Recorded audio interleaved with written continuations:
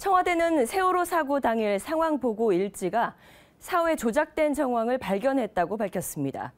또 청와대를 재난 컨트롤 타워로 명시했던 국가위기 관리 지침을 불법 변경한 문건도 발견됐다고 설명했습니다.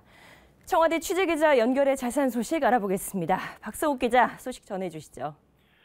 네, 청와대는 오늘 오후 3시 30분 임종석 비서실장의 브리핑을 통해 관련 사실을 발표했습니다. 임 실장은 지난 9월 27일 국가위기관리센터 캐비닛에서 국가위기관리 기본지침이 불법 변경된 자료를 발견했다고 말했습니다.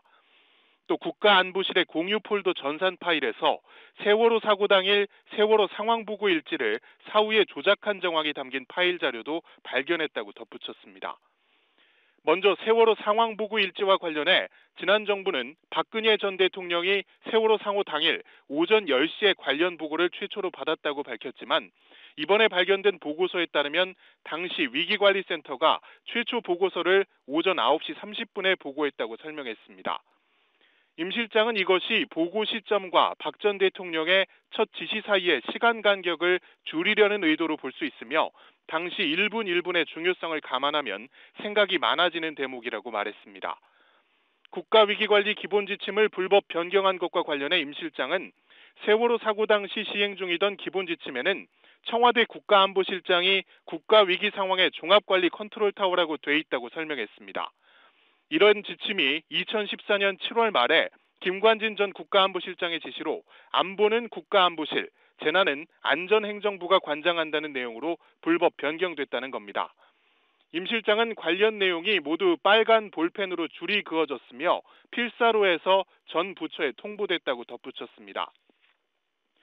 원칙적으로 이 같은 지침 변경을 위해서는 법제처의 심사 등을 거쳐야 하는데 이 같은 절차 전혀 없이 불법 변경이 이루어졌다고 임 실장은 설명했습니다.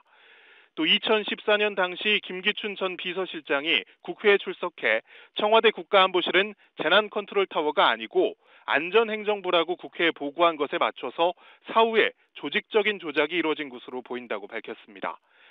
청와대는 다시는 이런 일이 반복돼서는 안 된다는 생각으로 관련 사실을 수사기관에 의뢰할 예정이라고 설명했습니다.